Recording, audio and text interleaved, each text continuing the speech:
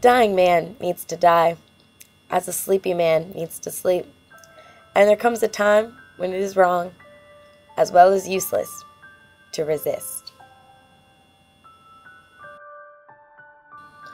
One thing that I can be sure of is that I'm gonna die. Actually, we all are.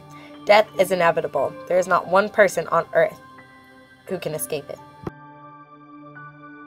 The problem is, America refuses to believe that.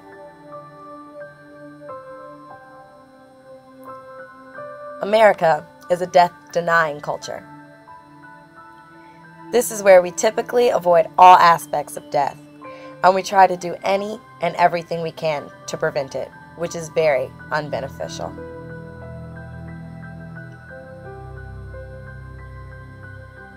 Hospitals are a good example of this. Have you ever been to a hospital when you knew someone was meant to die, but the doctors and nurses kept pushing to keep them alive? No? Well, I have.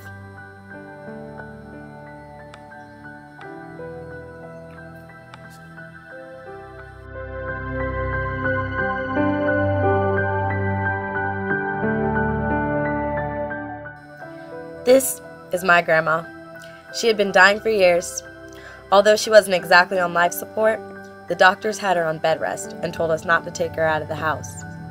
This past December, she was forced to go to a local hospital and died.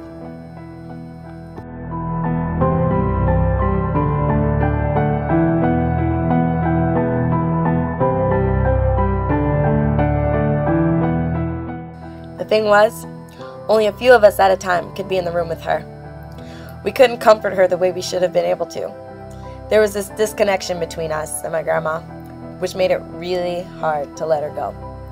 The worst thing, though, was the doctor's push to stop the inevitable, with all their machines and medicines to keep her alive. In bed for years, under doctor's rule, that's no way a person should end their life. This is a hospice center. After my grandma's death, I started to look more into hospice care and how beneficial it is for the dying patients and their families. Hospice care is almost completely different than hospitals. They do not strive to stop the inevitable. Instead, they strive to provide a home-like, comfortable, personal death for the dying. Unlike hospitals, hospice centers don't provide families with the false hope that their loved ones will make it. However, they want to keep the family by the side of the dying when they don't make it.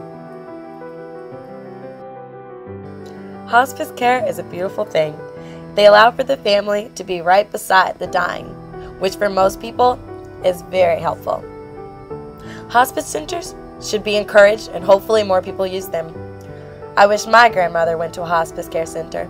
Maybe it would have been easier to let her go.